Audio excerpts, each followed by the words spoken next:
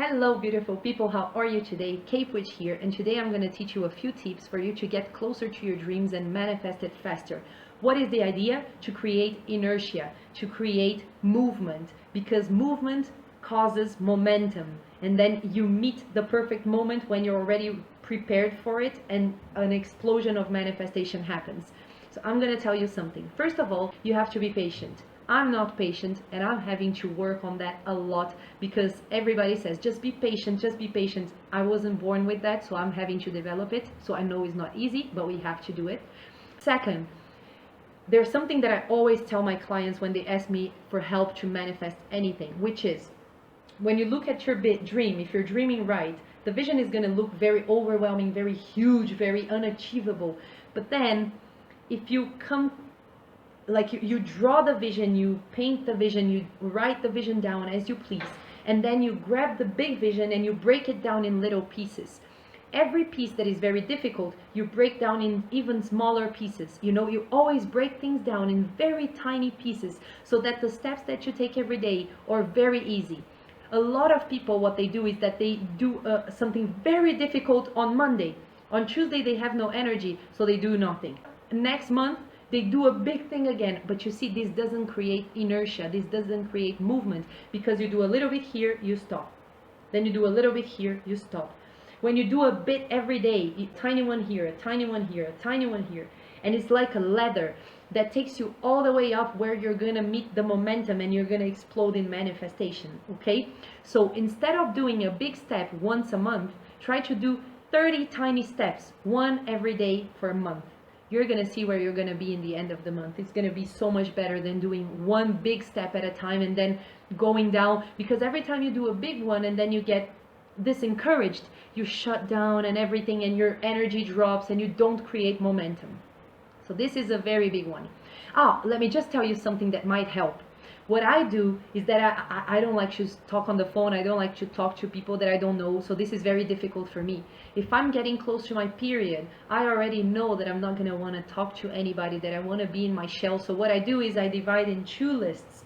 One of things that I have to talk to people about, and the other that doesn't require talking to anyone. When I'm very pumped and I'm like, yes, I'm in my zone and I'm going to talk to people, I do something from this list.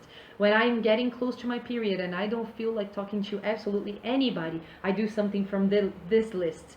This is how I handle it. Maybe this can help you, I don't know. You see obstacles as challenges. Instead of saying like, oh, this is impossible, you're gonna say like, oh, let's see how I can handle this. Your energy changes, because it's like, oh, they're challenging me, they think I can't do it.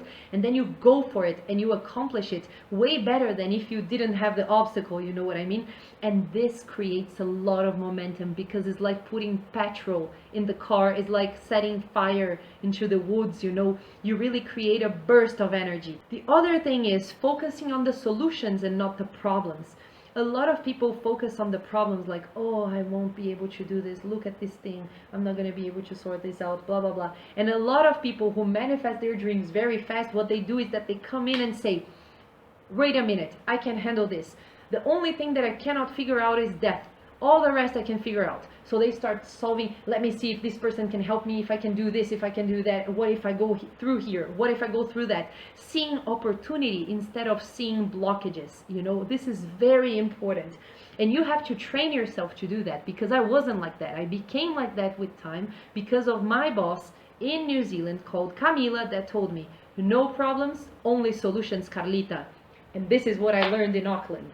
Write your dreams down. If you don't write them down, then your mind is gonna mess them all up. Write them down and read them every day. I have my dreams written on this board, with the little magnets and stuff, in my bedroom, so that I see them every single day. I sleep with them, I see them, I read them 2 times a day. They're there for me to see, because you will get discouraged. A lot of times during your journey, you will listen to a lot of no's and you're going to get a lot of negative energy. Everybody does. So it's very important for you to be clear and have your dreams right in front of you. This is going to help you a lot. Oh, this is a big one. Follow your intuition. But like, the people who manifest the fastest are the people who have an intuitive thought and they act upon it right away. Like, oh, I have to call this person. Plow. I have to write this person. Yes, I have to do this. They do it, and they don't wait. Because have you heard already? My great grandparents have a great story about that. My grandmother received in her dreams the numbers for to win the lottery, and they received. And my grandfather said, "But wait a minute, let's play on Christmas because it's gonna be a bigger prize." Here in Brazil, the one like the New Year's Eve one is the biggest one. So he said, "Let's play on Christmas so that on New Year's Eve we win the lottery." Guess what happened? They would have won if they had played that day, because the results came out that day and they didn't win the lottery.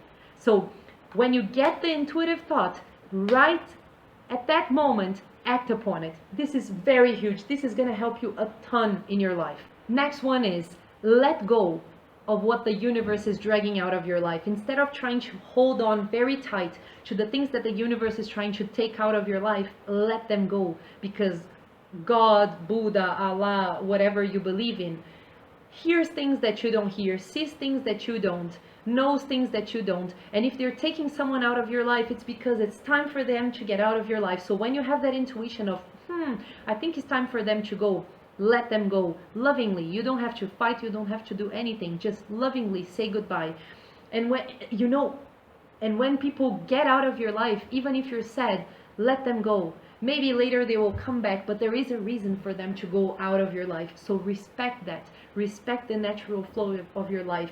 And last but not least, learn to relax. Work your ass off a lot of hours a day as you promised you would to fight for your dreams. And when you're done, stop everything you're doing, turn off your head and sleep. Do you know why? Because the universe is going to co-create with you. You work during the day, the universe works during the night. You have to give the universe time and space to work for you. And if you keep thinking about it and obsessing about it, this means that you don't trust. So this blocks the energy flow and you become a control freak and you don't let the universe do what it's supposed to do in your life. I know a lot of people who say, "Oh, I can't turn my head off after work," but you should be able to turn it off, because if you trust the universe, you know that you have done your part and now the universe is going to do their part. And once you wake up in the morning, you're going to do your part again. When you sleep, the universe is going to do their part again. So it's very important for you to keep on going out with your friends, relaxing, having some quality time, doing exercises that you like, doing everything that you can to relax, because it's important to relax. Your dream comes faster when you do. I hope these tips help you. We'll see each other next week. Much love, the Cape Witch.